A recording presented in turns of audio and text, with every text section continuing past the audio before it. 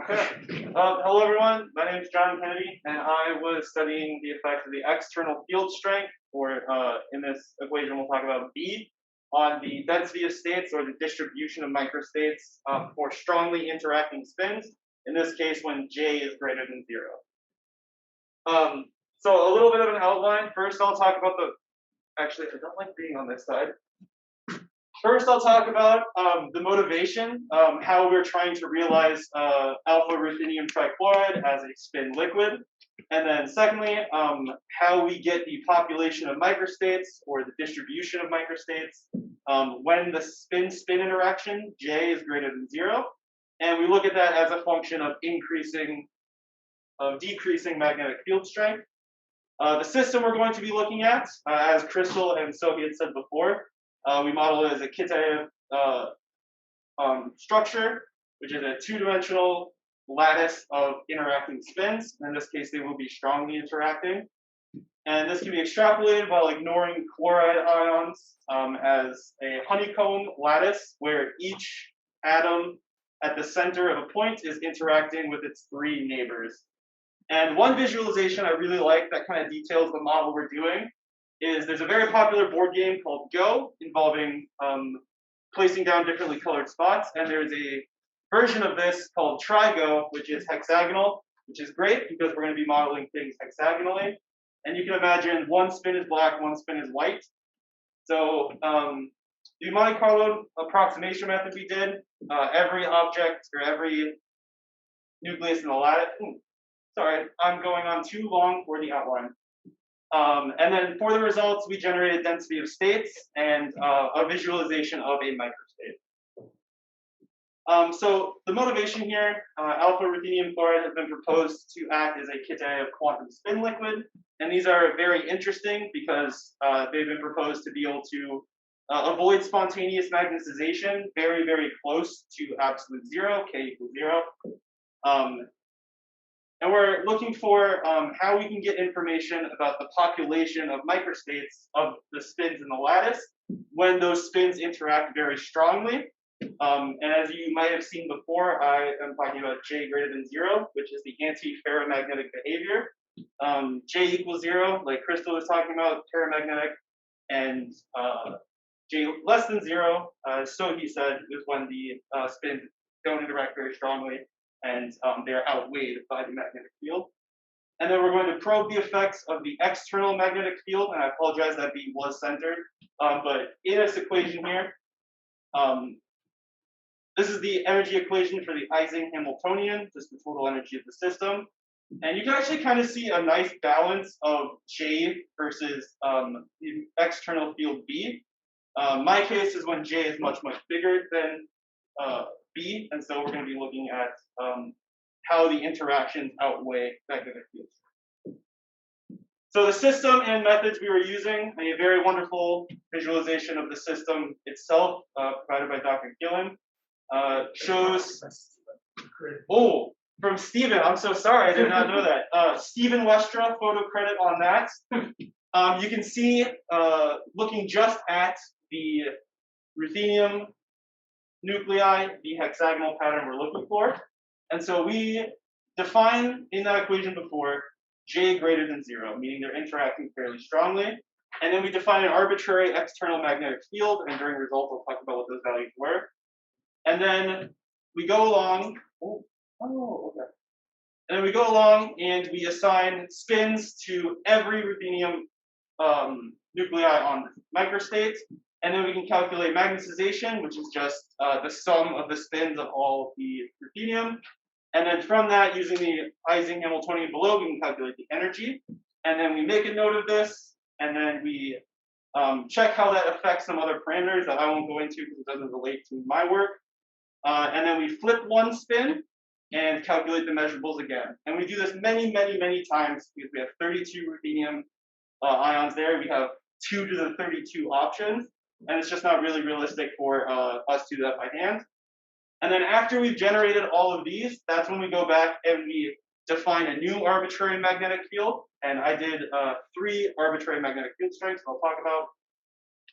But this was the system we were doing. And here, this is a visualization where the sum of the spins on all the ruthenium ions is +1/2. So two things I was looking at for the results. One, visualizations of a microstate, and in this case, the only one I was able to successfully get to compute was a visualization where there are 4 extra spin up. Everything okay? 4 extra spin up spins for a total magnetization of +2. And also how the density or distribution of states is affected by increasing magnetic field.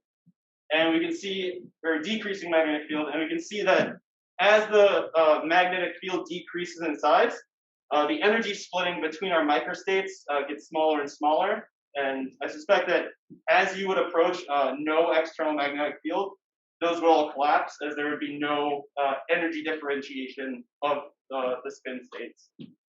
And then, this is an old one, I had something else. But I would also just like to talk about what the density of states is.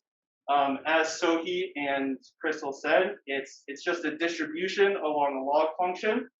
So our ground states, the laser pointer here. Okay. The ground state would be all spins aligned with the magnetic field, and the energy separation would be how much energy is required to flip that. And I would expect, I didn't do this, but I would expect that as you drop the temperature closer and closer to 0, all states would end up occupying the ground state of the just all aligned with the field. And you could probably see at a certain temperature where those states would have enough energy to flip one spin. And so you would have just 2 peaks. And that is what I have. Are there any questions? Okay, please join me in thanking John. Any questions? Oh, no fucking long. Any questions in the class? Yes. Senior.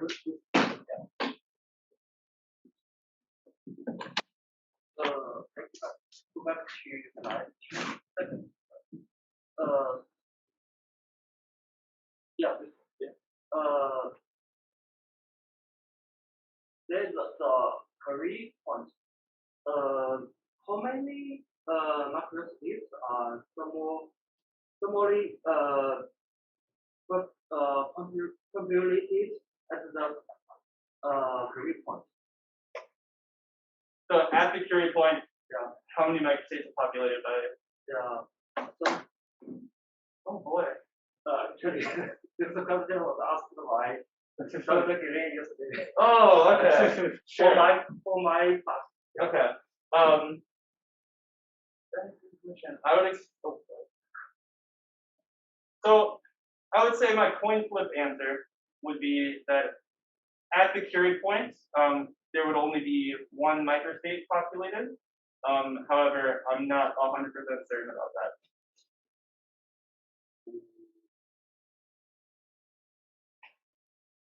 Okay, so at 0 temperature for ferromagnetic state will be 1. Oh, sure. Okay. But at realistic temperatures, Okay, yeah, thank you. And let's check if there are more questions. Sorry. In class or wait, I will have one more question as well. So I have 2 fairly trivial questions. In your report, you define G is equal to UNK. I do not believe you defined what No, UNK is. no, I do not. I was looking at that as I got in here. That is a missed feature that I did not get on my revision. It was a placeholder. I apologize. Second point, on your same slide that you're showing right now, you have a needle point listed for the anti-ferromagnetic conformation. Can you define what a needle point is? As opposed to a Curie point? Yes. So,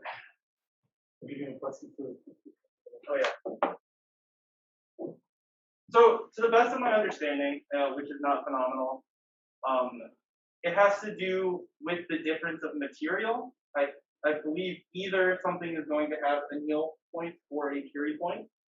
I'm not certain what determines the properties of that material, whether it's Curie point or needle point.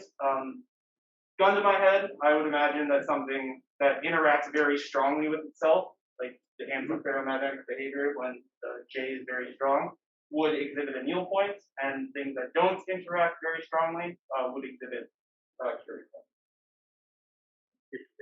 Yeah. I cannot say for certain whether that is expected, but would you agree with the following statement that a ferromagnet is a substance that has a frustration factor for the spin flip, either into or out of the magnetic plane of 1, and a antiferromagnetic material would be one that has a frustration factor greater than 1. That is, it prefers having a greater than average number of paired spins.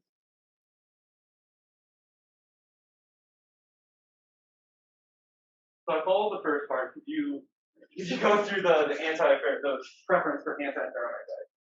We do agree that an antiferromagnet is a substance that prefers having its free spins, magnetic spins, preferentially paired as opposed to a ferromagnetic material which has a preference Oh, on a okay. pair. Yes, sure.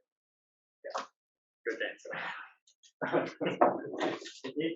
And did you have, if there are questions online, please speak. And I think there is one question from Professor Rasulov. How microstates were generated, randomly or systematically? Oh, yeah, sure. So yeah, at first, it was a random function of how the beginning microstate was made. So the code we worked with would assign a random spin up, spin down to every. Oh, actually, no. Yes. So the original system we were working with defined a random spin for every ruthenium electron, or random spin to each ruthenium on the lattice, and then from this, magnetization was calculated, the energy of that microstate was calculated, and then some other things like how that microstate affected the ensemble energy and then change in energy overall. And so what we did actually, one spin in the lattice was flipped, and then energy of that microstate was calculated. And then if the energy did decrease, then we thought, hey, we were onto something. So that information again was saved, those observables, and then the random flip was done again, energy was checked, and we kind of worked our way towards the value that way. If the energy value in turn actually increased, then that result was kind of thrown out, and we went back to the previous one, flipped the spin, and cycled through that way. If that was not just an in-program example. Okay, yeah, thank you for answering. So we should finish this discussion. There are more questions. I know we are going over time. Can you please forward? Okay, absolutely. So back. Yeah, sure. Yeah. Minimal magnetic field. So line. So are you absolutely sure that this lowest energy state is when everything is aligned, or this could be something different? Just share your suspicion, especially for antiferromagnetic.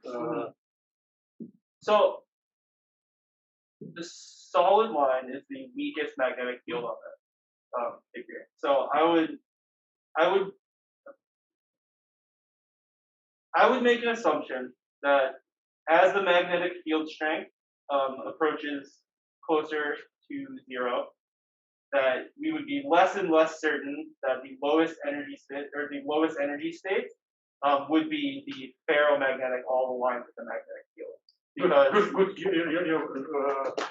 Yeah. Excellent.